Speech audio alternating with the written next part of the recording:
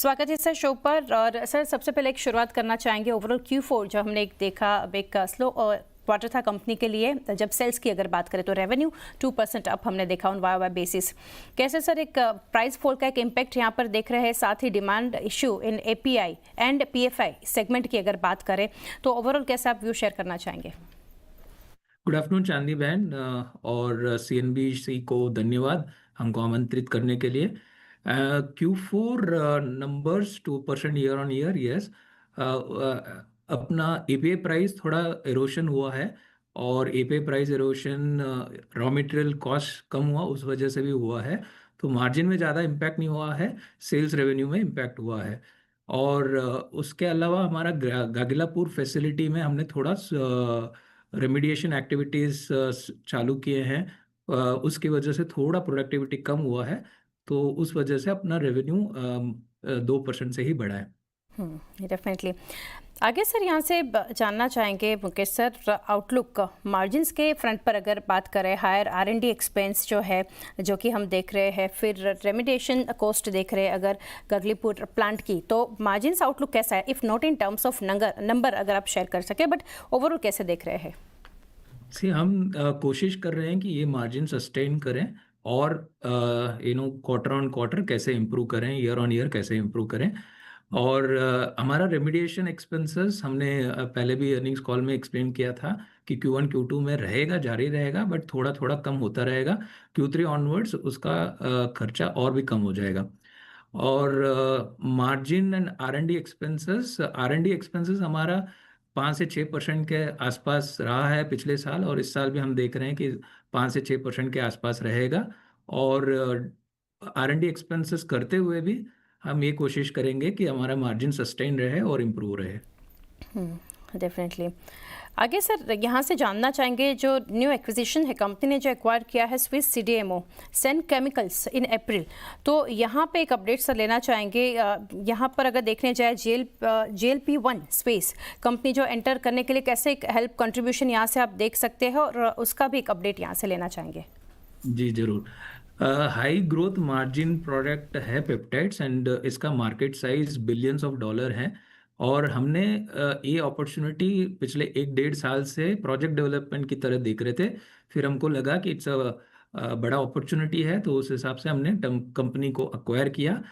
हमारे लिए of course it's a strategic acquisition, पर देखा जाए तो उसका size of the company is not large which could impact our balance sheet.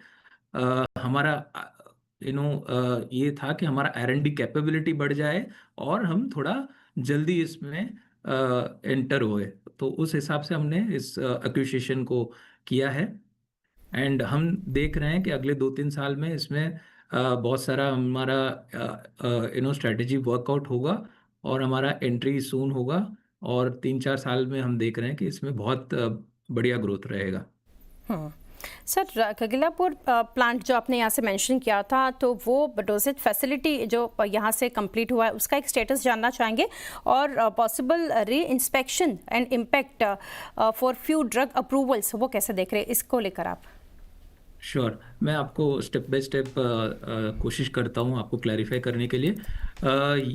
हमारा गागिलापुर इंस्पेक्शन हुआ था अगस्त में, फिर उन्होंने डिक्लेयर किया बिफोर री इंस्पेक्शन, वार्निंग लेटर दिया है। बट हमने 3 ग्लोबल इंडिपेंडेंट कंसल्टेंट्स को लगाया है, इन हाउस भी हमने जारी रखा है। इसका करेक्टिव प्रिवेंटिव एक्शंस कैसे हम कोशिश करके आगे बढ़ें, और हम ये देख रहे हैं कि हम बेस्ट ऑफ द करेक्टिव और प्रिवेंटिव एक्शंस करें। और हमारा मंथली अपडेट भी जाता है US FDA को कि हम क्या कर रहे हैं। और हम ये चाहते हैं कि इन फ्यू मंथ्स री इंस्पेक्शन हुए, और उसके बाद हमको हम पूरा उम्मीद है हमको कि वो पूरा ग्रीन होगा। Correct sir. तो सर ये जानना चाहेंगे, गागिलापुर फैसिलिटी को यहाँ से अगर ना चल के उसको एक्स ऑफ गागिलापुर फैसिलिटी कंपनी को ग्रोथ जो है, ग्रोथ को लेकर क्या एक्सपेक्टेशंस है यहाँ से लेके ग्रोथ, गागिलापुर में भी ग्रोथ पॉसिबल है। अभी हमने थोड़ा रेमिडिएशन एक्टिविटीज एफर्ट्स ज़्यादा लगाए हैं, उस हिसाब से थोड़ा हम कॉशियसली और स्लोली कर रहे हैं, बट दैट वो भी हम देख रहे हैं कि Q3 ऑनवर्ड्स वो पिकअप होगा। एंड हम अभी भी ऐसा नहीं है कि हम हेविली अंडर यूटिलाइज्ड है, but we can go for a better utilisation of our production Gagillapur में। और गागिलापुर के अलावा भी हम ये देख रहे हैं कि हमारा US which is our growing market, and हमारा मार्केट शेयर बहुत बढ़िया है उधर।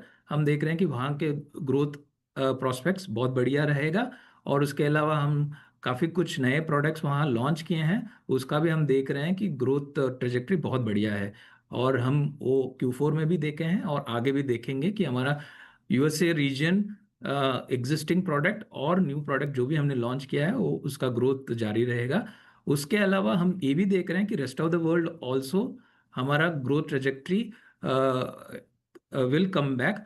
हम ये देख रहे हैं कि एपीआई का डिमांड वापस थोड़ा बहुत चालू हो जाएगा। ऑफ कोर्स हमने ये भी देखा है कि हमारा फॉर्मुलेशन ही हमारा प्रायोरिटी और फोकस है। हम हमारा एपीआई कैप्टिव कंजम्पशन करते हैं फॉर फॉर्मुलेशन, बट जहाँ जहाँ अपॉर्चुनिटी है रेस्ट ऑफ द वर्ल्ड, जहाँ हमको लग रहा है कि फॉर्मुलेशन एंट्री और ब्रेक थ्रू में थोड़ा समय लगेगा, वहाँ पे हम एपीआई ग्रो करने की कोशिश करेंगे और हमको लग रहा है वहाँ पे भी ग्रोथ मिलेगा। Right, sir.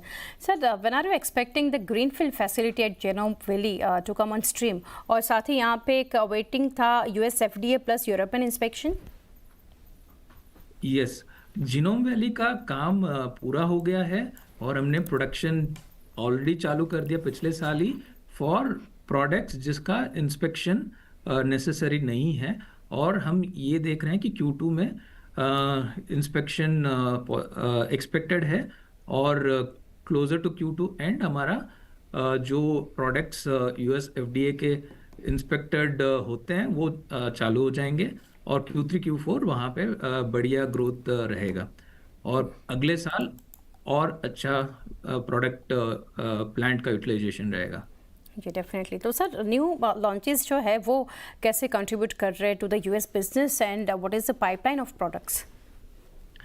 New product launches हमारे सेल्स ग्रोथ में उनका कंट्रीब्यूशन बहुत बढ़िया है और हम ये देख रहे हैं कि जो भी सेल्स ग्रोथ आएगा उसमें एक बड़ा शेयर न्यू प्रोडक्ट की वजह से रहेगा और एग्जिस्टिंग प्रोडक्ट्स में हम रेस्ट ऑफ द वर्ल्ड और यूएसए में भी कंटिन्यू टू ग्रो करेंगे।